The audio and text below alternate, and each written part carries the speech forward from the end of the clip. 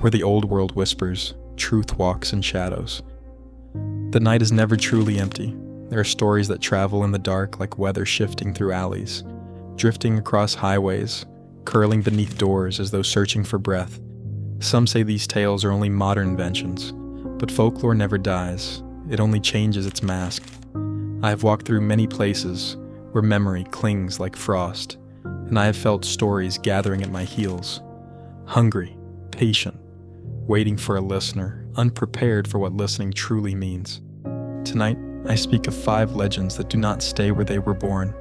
They follow the lonely, they follow the curious, they follow the ones who swear they don't believe.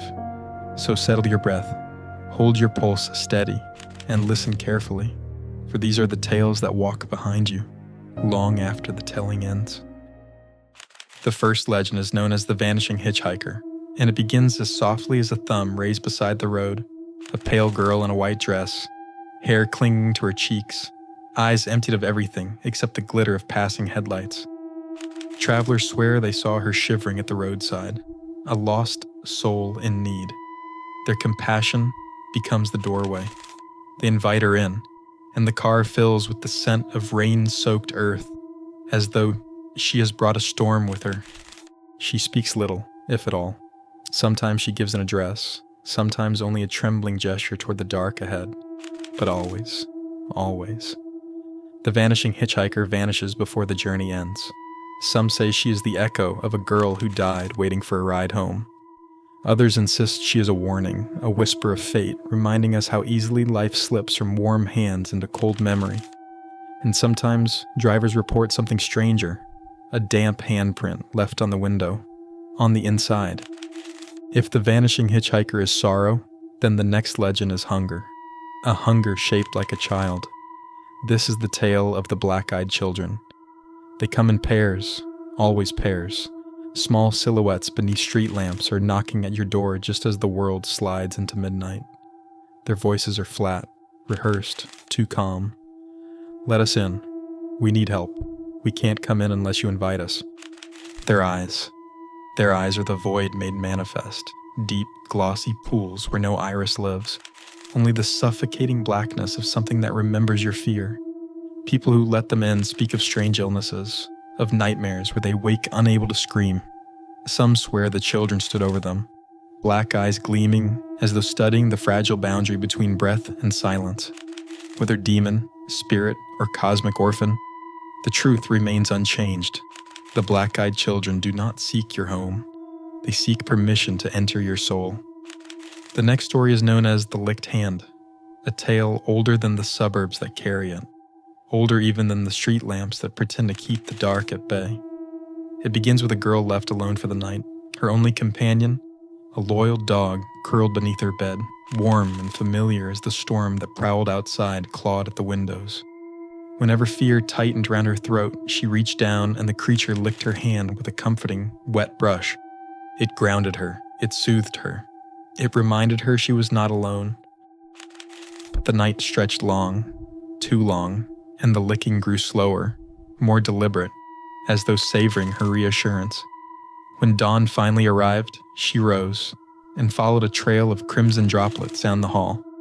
There she found her dog, motionless, hanging from the shower rod like a warning left by something that understood the shape of grief, and scrawled across the mirror in dripping red letters, "Humans can lick too." Folklore scholars say, the licked hand survives because it speaks to an ancient fear that comfort, when unexamined, may become the knife behind the curtain. There are mirrors older than cities, mirrors that once served as gateways, thresholds where the living could brush fingers with the forgotten. The legend of Bloody Mary is not a game. It is a ritual, a summoning born from 1,000 versions of a woman wronged, a witch, a queen, a murdered mother, a betrayed lover. Across continents, her name changes, but the story does not. She is the feminine wrath that refuses quiet burial. Children chant her name in dark bathrooms, splashed with the thrill of forbidden courage. 3 times, 5 times, 10 if they are unwise. But every version warns the same. If she answers in blood. Some claim she appears only in the corner of the mirror, her face half lost in a red haze. Others say she steps out entirely, dragging the scent of grave soil and rose petals. But the truest version is this: she does not come unless you mean it. Now we enter the darkest threshold, a legend not tied to any single town but whispered across cultures like a nocturnal confession.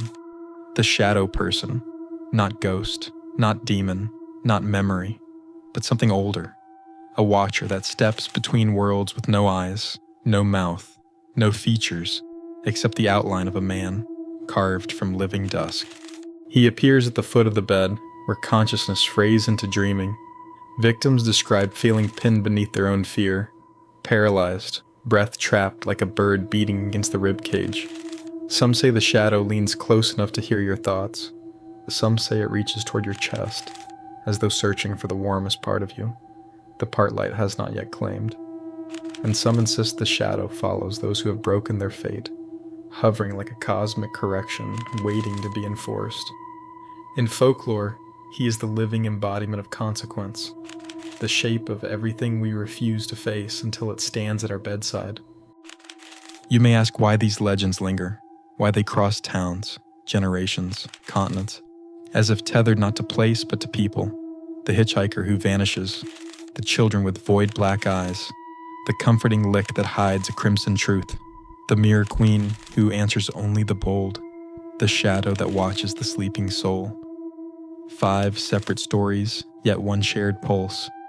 Each legend reflects a fractured piece of the same truth. Fear is not a monster. Fear is a messenger. These tales survive because they speak to the fragile borders we walk daily.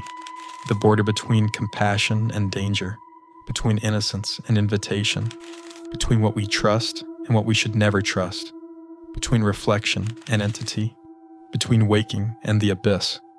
Folklore is not entertainment. It is memory carved into narrative. It warns, it mourns, it reflects, it binds, and sometimes it follows. I have learned this. Every legend that endures carries its own kind of hunger. The vanishing hitchhiker seeks the last kindness she remembers. The black-eyed children seek entry into the places we keep undefended. The creature from the licked hand seeks the comfort it can twist into terror. Bloody Mary seeks witness to the injustice that bound her to the mirror. And the shadow person seeks the courage you refuse to claim, hovering at the edge of your fate like a consequence waiting to take form. When you listen to these legends, you offer them a moment of breath, and breath is sacred. It is the bridge between worlds.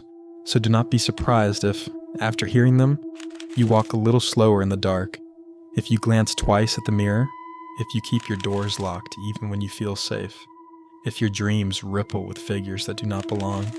This is not the curse. It is the inheritance. Stories that follow you home were always meant to. Now the night settles its wings, and the echoes soften, but they do not disappear. Folklore clings because it carries the fog of memory, that soft, silver veil between what was and what might be. Crimson glints of sacrifice hide in every retelling. Gold flickers where truth dares to shine through. And rose, faint as dawn, lingers for those who hope the stories are only stories.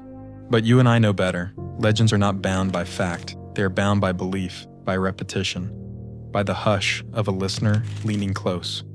Wherever you go tonight, take your footsteps gently, for shadows have long memories, and some stories learn the shape of your name. 5 legends whispered into the dark. 5 doors opened. 5 echoes now stirring in the quiet corners of your home. If the night feels heavier after hearing them, it is only because the stories have found you. And stories, once awakened, never sleep alone. The lore and legend, where every myth begins with a spark.